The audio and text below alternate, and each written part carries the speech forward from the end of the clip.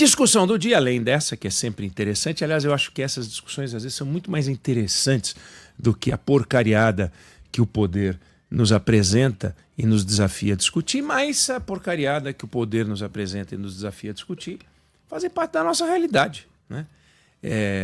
E uma dessas porcariadas do momento é uma discussão de natureza ética, que está na pauta. Discussão de natureza ética diz respeito ao seguinte: ministros do Supremo Tribunal Federal. Eles ocuparam um espaço que não ocupavam, passaram a chamar uma atenção que não chamavam antes. Ninguém no Brasil sabia o nome de um ministro do Supremo, até recentemente. Depois do mensalão, depois dos escândalos que o Brasil acompanha nos últimos 20 anos, aos poucos a gente foi conhecendo os ministros do Supremo, porque os ministros do Supremo cuidam de ações criminais. Não cuidassem de ações criminais de algumas figuras com foro por prerrogativa de função, a gente teria lá um grupo de juízes um pouco mais conhecido do que os outros juízes, mas não famosos, renomados. E a gente acompanha tudo, acompanha a vida pessoal deles. A gente acompanha os hábitos deles, a gente acompanha e fica sabendo o que fazem parentes deles. A gente fica acompanhando para saber se eles assistiram ou não à final da Champions, como, por exemplo, aconteceu aqui. O ministro do Supremo ainda assistia a final da Champions em camarote. Então, os ministros começaram a se comportar de um jeito, como sempre se comportaram, mas eles passaram a ser observados e começou a surgir uma discussão. É razoável que um juiz da Suprema Corte Brasileira, um ministro do Supremo Tribunal Federal, se comporte como se ele fosse um ser privado? Veja, imagina uma empresa. Eu trabalhei 20 anos na Editora Abril. A Editora Abril comprava muita tinta. Imagina quanta tinta comprava uma empresa que vivia de imprimir 50, 60, 70 milhões de exemplares por ano. Você acha que o cara que compra tinta para a Editora Abril deve viajar com os fornecedores de tinta? Sendo que ele compra tinta. Pega bem. As empresas têm área de compliance. E as áreas de compliance não servem só para o setor público. Servem sobretudo para o setor privado. Se o governo fica com 35% do PIB, o setor privado produz 100% do PIB, mas administra 65% do PIB. Então é muito maior que o setor público, seja em número de funcionários, seja em volume de interesses. Então é evidente que, não sendo terra de ninguém, uma empresa privada se preocupe com o que fazem seus dirigentes. E a gente vê vários casos de corrupção privada, de conflitos de interesse, e para isso existem os códigos de conduta, existem as regras dessa área chamada compliance. Como é que você se relaciona entre particulares e também com o setor público? Então, certa vez, eu me lembro de uma companhia grande, privada, morreu o pai de um governador. E o governador era cliente dessa empresa porque essa empresa era fornecedora de serviços para o Estado. E essa empresa queria mandar uma coroa de flores por causa da morte do pai do governador. Aí eu pergunto, uma empresa pode ficar triste? Uma empresa tem sentimento? Empresa não tem sentimento, CNPJ não tem sentimento. Quem tem sentimento são pessoas. Empresas mantêm relações contratuais. Por que uma empresa vai mandar uma coroa de flores para o governador porque morreu o pai dele? Qual é o objetivo? Mostrar que está com dor no coração? Dor no coração do CNPJ? CNPJ não pode ter dor no coração. Então, o único objetivo para você mandar uma coroa de flores é ou você ter uma relação pessoal, aí algum diretor da empresa se expõe e diz: eu e minha família, que admiramos muito o senhor, estamos sofrendo com a morte do seu pai. Mas estão mesmo sofrendo com a morte do pai? Ou querem que o governador se lembre deles no momento de dor, para saber que no momento de alegria, quem estava perto eram eles, fornecedores do Estado? Então essa discussão foi bater na área de compliance da empresa, que recomendou que eles não mandassem coroa de flores, para angústia dos controladores, que falam: mas a gente sempre teve uma relação muito próxima com o governador. Sim, e porque sempre tiveram uma relação muito próxima com o governador, que a empresa se envolveu em confusões e foi investigada. Ou seja, essa linha que separa o público do privado no Brasil, ela não é que ela é tênue, ela só se enxerga, só é vista no microscópio, para aqueles que querem enxergar. Tem outros que definem que a linha acaba, tipo futebol, sabe? Foi fora, foi dentro. Onde que é o ponto que é neutro? Não tem o dentro, tem o fora e tem o neutro. Não tem o neutro. Mas na área de compliance tem que ter o neutro. Você está dentro, está fora e tem uma área cinzenta que você não frequenta. Nem dá para cravar que é ilegal, nem dá para cravar que é legal. É a zona cinzenta. E é nessa zona cinzenta, e é sobre essa zona cinzenta, que a gente tem visto ministros do Supremo cometerem, não digo deslizes, porque eles não passaram para a área da ilegalidade. E eles também não estão dentro da área do espaço de ação indiscutível. Eles estão num espaço de ação discutível. Então, quando o ministro Dias Toffoli entra num avião privado, a convite de um empresário que é amigo dele, que eu conheço e sei que é amigo dele, e lá dentro existem 2 advogados que trabalham para o Vorcaro, Daniel Vorcaro, que é o ex-banqueiro, dono do Banco Master, que está sendo investigado, o Vorcaro que foi preso, são fatos.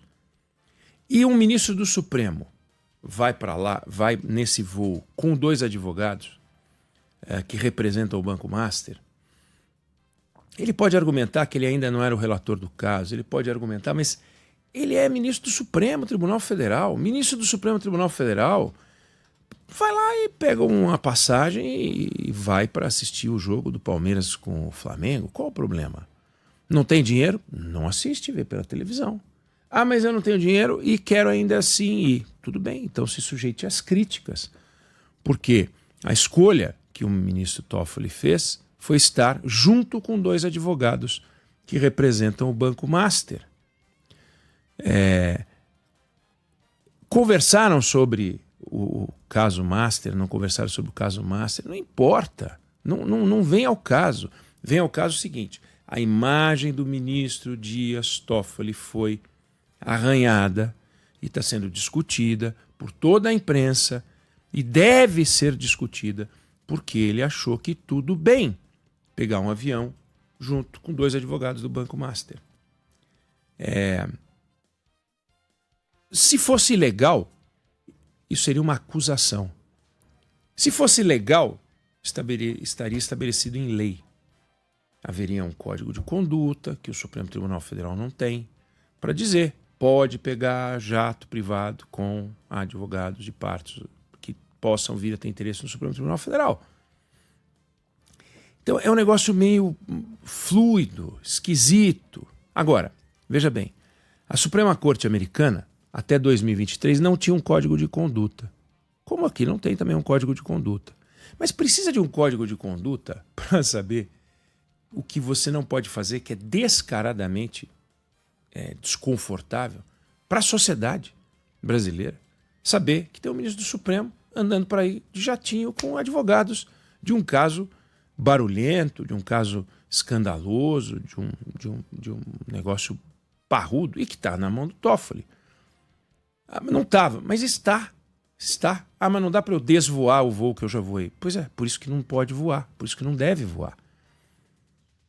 Se o código de conduta for discutido, vier a ser discutido, o Edson Fachin disse que agora quer discutir um código de conduta, e ficar lá estabelecido que pode pegar carona com o empresário, pega carona com o empresário. Agora que se discuta isso de forma transparente. O que é absurdo é que eles fazem isso, não falam para ninguém. E quando vaza, eles ficam indignados, dizendo que não tem nada de errado. Posto que não tem nada de errado, temos que ser transparentes. Tem que estar registrado. Vai pegar o voo, tem que avisar a sociedade. Não pode ter voo de ministro do Supremo escondido. Essa discussão não é uma discussão brasileira. Essa é uma discussão mundial. Todo mundo discute ética e ministros, juízes da Suprema Corte. Nos Estados Unidos, por exemplo, isso deu uma mega discussão. por causa de um juiz em particular, o juiz Clarence Thomas, que pegou dezenas e dezenas de caronas com voos que ele não registrou. Pegou carona em voo, andou de iate. Iate, então, mais escandaloso ainda. Virou uma discussão horrorosa. Lá, você quer deixar um juiz da Suprema Corte irritado, diga que chegou a hora de preencher o relatório de divulgação financeira. Todo ano, inescapável. É um documento que parece o do nosso imposto de renda. E eles têm que colocar lá informação detalhada sobre quanto dinheiro ou benefício ele recebeu, além do salário oficial.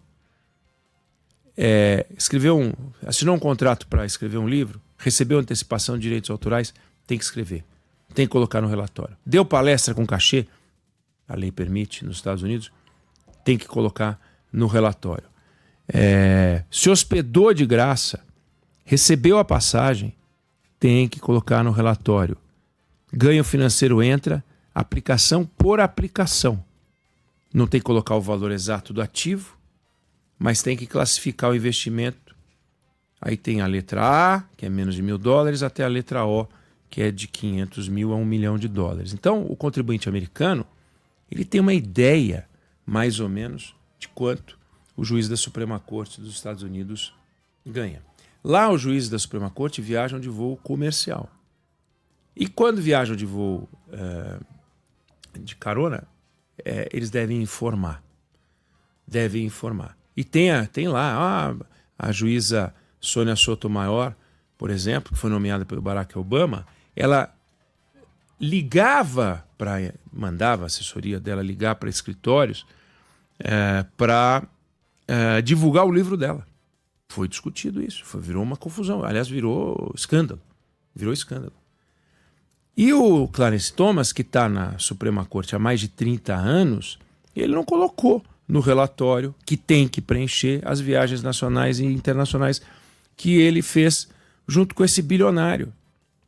Aí, depois que apareceu a denúncia na imprensa, ele foi lá e retificou a documentação. Por que ele retificou? Porque estava errado. Então, essa discussão, ela tem que ser feita no Brasil. Tem lá o salário dos juízes da Suprema Corte, todos eles ganham perto de $300 mil por ano, o presidente ganha um pouco mais, é vitalício o cargo, eles ganham um dinheiro que é bom, mas todos os dividendos, tudo que eles oferem por fora tem que registrar, todos os benefícios tem que registrar. Então é isso que a gente tem que ter no Brasil. Não dá para o ministro Dias Toffoli viajar e depois ficar indignado porque a notícia saiu. Porque estava no voo ele, porque estava no voo a Roberta, que é ex-mulher dele, porque estava o Valfrido Vardi, advogado, o Augusto Botelho, Arruda Botelho. Não dá para surgir isso na imprensa e depois soltar uma nota ou ficar indignado dizendo que não tem nada de errado. Aí sai em defesa dele. O Rodrigo Pacheco, senador, saiu em defesa do Toffoli dizendo que pegar o voo não indica nenhuma irregularidade. De fato, pegar o voo não indica nenhuma irregularidade. Não há a menor dúvida disso. Por que então não informar? Transparência. O nome do jogo é transparência. As autoridades públicas não se sentem em dívida com a sociedade. Não se sentem subordinadas à sociedade. Como eles estão acostumados a tirar proveito do Estado, dos benefícios do Estado, pegam voo quando querem, eu quero ir para tal lugar, chamam um jatinho da FAB como quem chama um carro de aplicativo ou um táxi, eles acham que a vida é assim. Dão palestra e você não sabe quanto ganham. Eu já falei isso aqui. Quando o Ricardo Lewandowski, que é o ministro da Justiça, não sei se você sabe, mas a gente tem um ministro da Justiça, chama-se Ricardo Lewandowski. Como ele não faz nada de útil no cargo, às vezes a gente esquece que tem um ministro, mas tem, é o Ricardo Lewandowski. E o Ricardo Lewandowski foi do Supremo Tribunal Federal. A passagem dele não foi marcante, é verdade. A grande contribuição dele para o Supremo foi quando ele presidiu a sessão que produziu o impeachment da Dilma, que ele criou, junto com o Renan Calheiros, uma peculiaridade brasileira, porque a Dilma perdeu o direito de ser presidente, mas manteve os direitos políticos. Lewandowski mais Renan fizeram essa estrepulia. Quando era presidente do Supremo Tribunal Federal, o presidente do Supremo é também presidente do Conselho Nacional de Justiça. E essa discussão sobre os ganhos com palestras apareceu no CNJ. E a discussão foi abortada pelas mãos do Ricardo Lewandowski, presidente do CNJ. Ele falou, não, o ganho de palestras não tem que ser informado porque é um assunto de natureza pessoal. Como natureza pessoal? Você acha que o cara é chamado para dar palestra porque ele é bonito? Ele dá uma palestra sobre beleza, sobre moda? Ele dá palestra porque querem fazer lobby e relação com o ministro do Supremo Tribunal Federal. E ele ganha com isso. Deve ter palestra que não cobra, tem ministro que não faz palestra, tem ministro que só faz palestra na universidade, tem ministro que só faz palestra de graça, mas tem os que cobram. Quanto cobram? Quanto é que paga? É 100 mil? Pode ter certeza que tem juiz do Supremo Tribunal Federal que ganha mais com palestra do que ganha com o trabalho dele. Outra coisa que também eu queria registrar aqui, que nós não podemos deixar passar para não ser infantil, que são os parentes advogados. Os parentes advogados.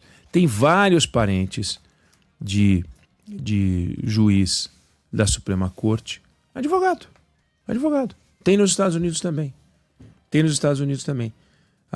A esposa, a mulher do juiz Samuel Alito é advogada. O irmão da Helena Kagan é advogado. A mulher do presidente da Suprema Corte é advogada e sócia de um escritório de advocacia. Mas ela não atua em área da Suprema Corte, mas é advogada. Então, o pai do Neil Gorsuch, advogado. A mãe. Então, existe uma discussão nos Estados Unidos também com os advogados parentes de juízes. Aqui também. Isso deveria estar no Código de Conduta, isso deveria estar sendo discutido. Em 2023 fizeram um Código de Conduta por lá. Deveria a gente discutir isso por aqui e trabalhar com transparência. Chega dessa palhaçada de ministro do Supremo se comportar como se eles trabalhassem numa empresa privada para cuidar dos seus ganhos e de sua vida pessoal. É transparência total. O Poder Judiciário tem que ser absolutamente transparente. A gente tem que saber tudo deles. Quanto eles ganham, como eles vivem, de onde vem o dinheiro, como eles passeiam para lá e para cá, com quem eles andam. Nós temos que saber tudo. Não quer? Não seja juiz da Suprema Corte Brasileira. Não quer? Vai advogar. Não quer? Vai empresariar. Mas não dá para viver esse conflito que a gente está vendo no Supremo de forma descarada. E não é só no Supremo não, hein? É no STJ, são nos outros tribunais superiores, também em outros tribunais. Esse é um tema que tem que ser discutido. Nós temos que discutir.